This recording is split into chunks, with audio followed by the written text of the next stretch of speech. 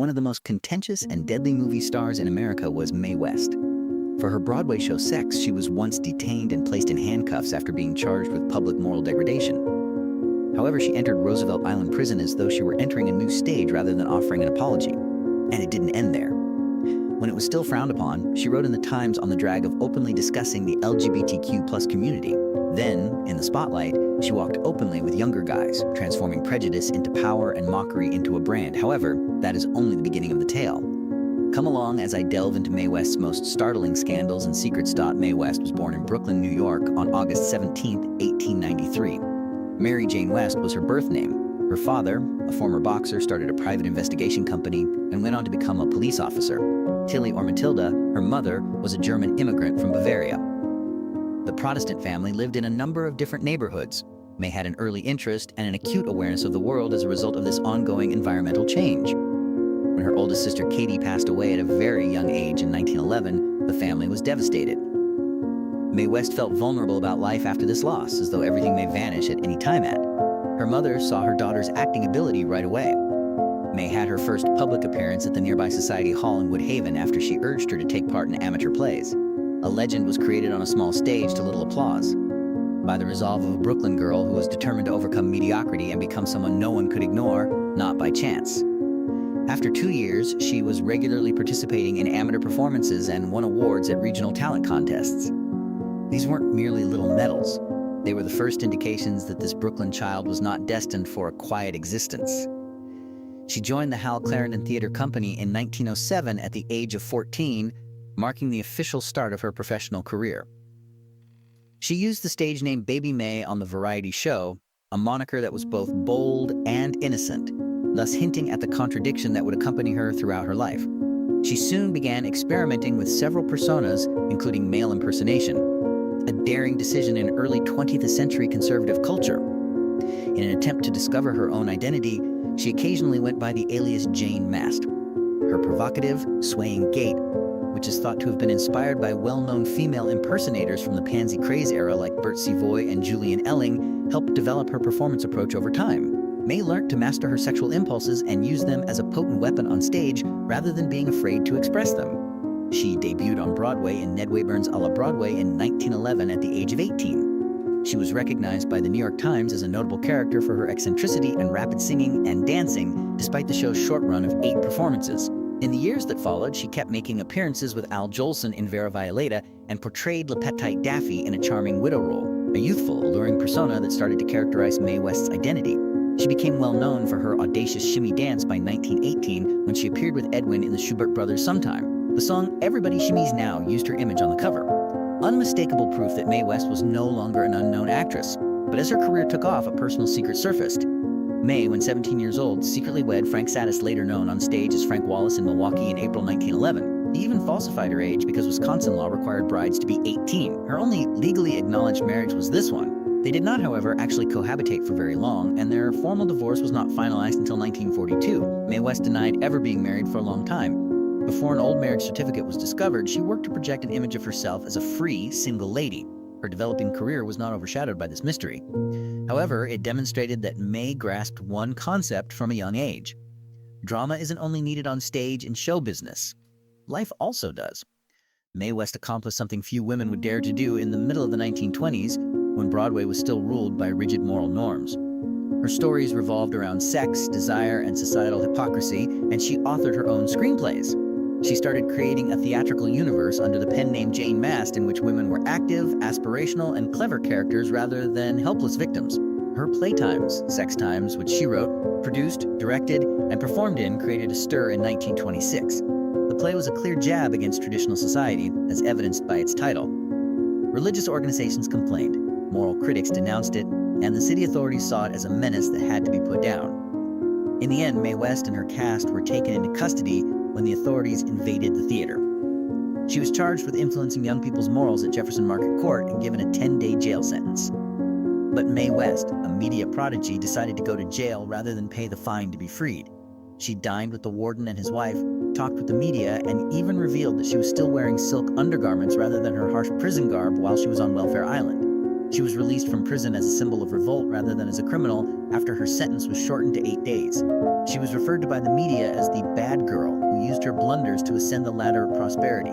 Sex is a work of art, she said coolly. Mae West's career was not destroyed by the incident. It blew up and changed who she was. She didn't stop there. She went on to push the envelope with The Drag, a play that tackled homosexuality head-on, a subject that was nearly taboo at the time. She declared she would bring it to New York after rehearsals in Connecticut and New Jersey, but the Society for the Suppression of Vice stepped in and made every effort to prevent it. Broadway never hosted the play's debut. Mae mockingly said that authorities couldn't handle and the commotion it would create. Mae West took a very daring stand for a theater star of the 1920s when she publicly denounced police brutality against gay men at a time when society was still debating gender and morality.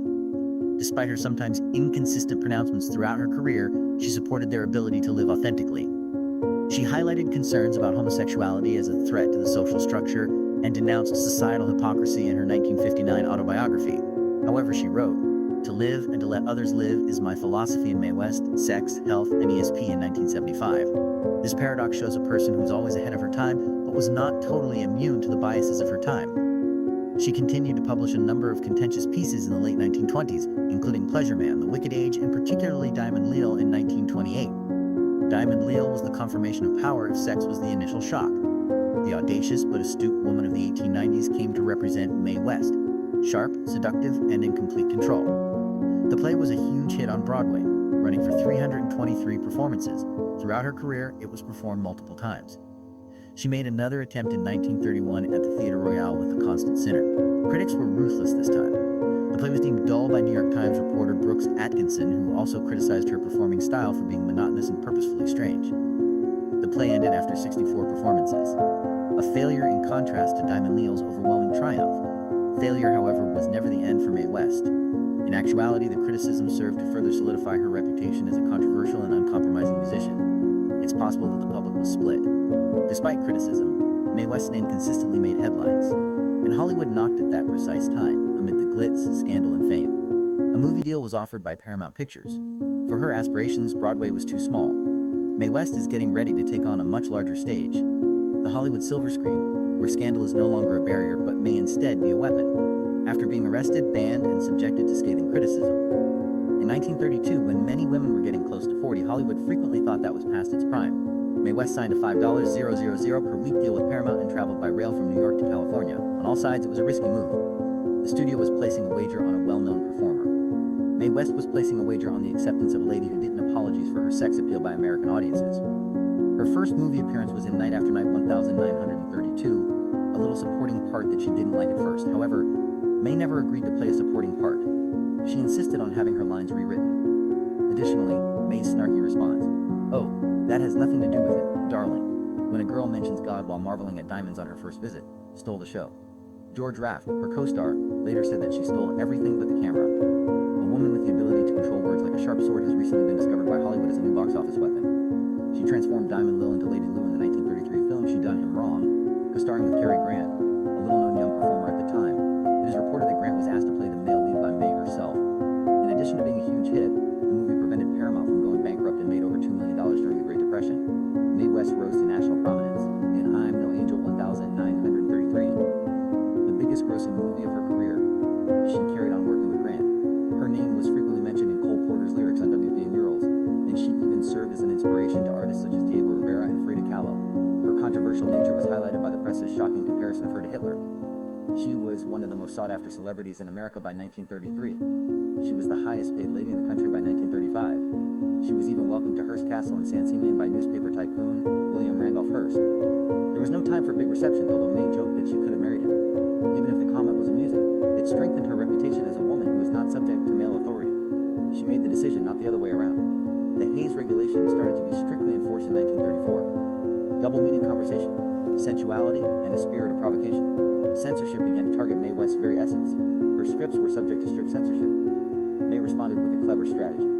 In an attempt to keep the less risky lines, she purposefully created really forceful lines to elicit censoring. However, the tightening of control persisted. It Ain't No Sin was the original title of Belle of the 90s, 1934. Nevertheless, she demonstrated that she was still in charge of the creative quality by insisting on having Duke Ellington and his orchestra perform the song My Old Flame. Movies that came after, such Going to Town 1935 and Klondike Annie 1936, were nevertheless less subject to criticism and censure. Hearst ordered his press to cease promoting Klondike Annie after being offended by a comment made about his mistress, Marion Davies. Paramount started to fear that May's image as a free woman had become excessive. I am the first liberated woman, she had declared. No man can outsmart me, but that mentality started to fade in Hollywood's strictly controlled environment.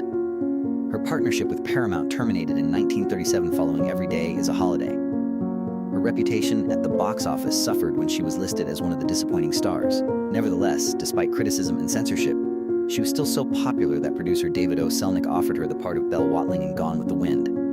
May declined, saying the part was too little. Being on the sidelines was something she never accepted.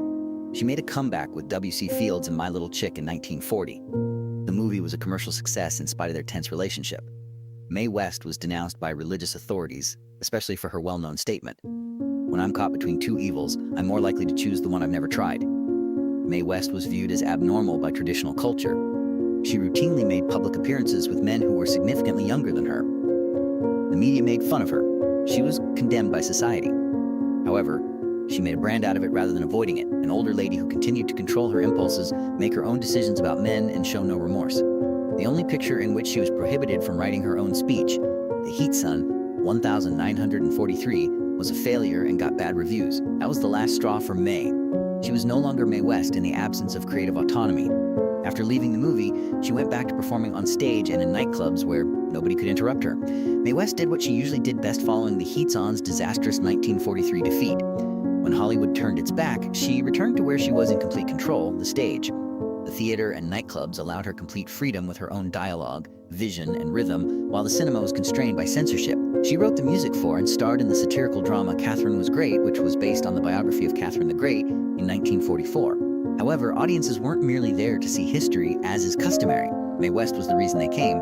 She made an amusing and provocative appearance on the Broadway stage behind a royal guard of towering strong men. The play, which was produced by Mike Todd, was a huge hit in the post-war era and sold 191 shows before going on tour. May was not merely an actor. She established an environment in which female authority was inverted, the men in the background and the woman in the middle.